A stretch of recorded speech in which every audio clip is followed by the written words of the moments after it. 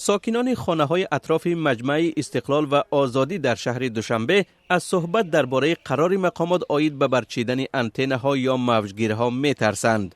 آنها میگویند نه تنها آگاهنامه خطی گرفتند بلکه نمایندگان حکومت شهر و ناظران آمده تاکید کردند که آنتن‌های خانه خود را از بام بنا برچینند. گفتند از میلیس اومدن از و حکومت اومدن حکومت گفتن آنتن‌های گرفتن. بله ما را آگاه کردند و گفتند که فوراً باید آنتن‌ها از بام بنا دور کرده شوند.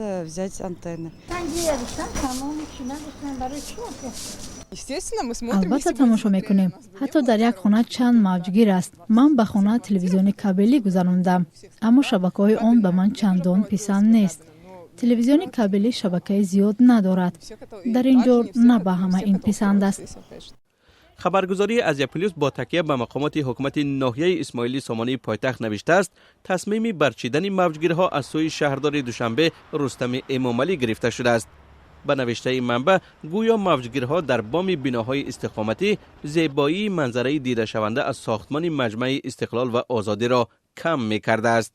از روزی که ساکنان را آگاه کردیم باید موجگیری‌های خود را از بام بنا برمی‌چیدند. این دستور رئیس شهر است و باید اجرا شود. به گفته حقوقشناس شاکرجان حکیموف صاحبان بنا حق استفاده بام آن را دارند. از جمله آنها می توانند بام را برای نصب موجگیرها استفاده کنند. مقامات به گفته او حق ندارند که برای استفاده این گوشه به آنها شرط گذارند. طبق قانون حتی اگر ساکنان به دستور شهرداری راضی‌اند باید به آنها برای ایجاد ناراحتی جبران پرداخته شود و یا راه دیگری برای تأمین آنها با شبکه‌های گوناگون تلویزیونی پیشنهاد گردد. از نگاه قانونگذاری ما شاهد قانون شکنی شدیم، زیرا صاحب موجگیری ماهواره با پول خود آن را خریداری کرده میخواد با استفاده از منبع‌های الटरनेटिव्ی اطلاعاتی نیازهای فرهنگی و اجتماعی خود را قانع نماید.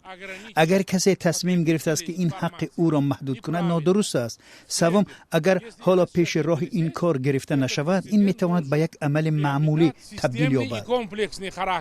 مجمع بزرگ سال که استقلال و آزادی نامگذاری شده است و ظاهراً وجود آنتن ها در بام بناهای استقامتی منظره آن را نازب می کند باید تا ماه سپتامبر و تا جشن 30 سالگی استقلال به استفاده داده شود.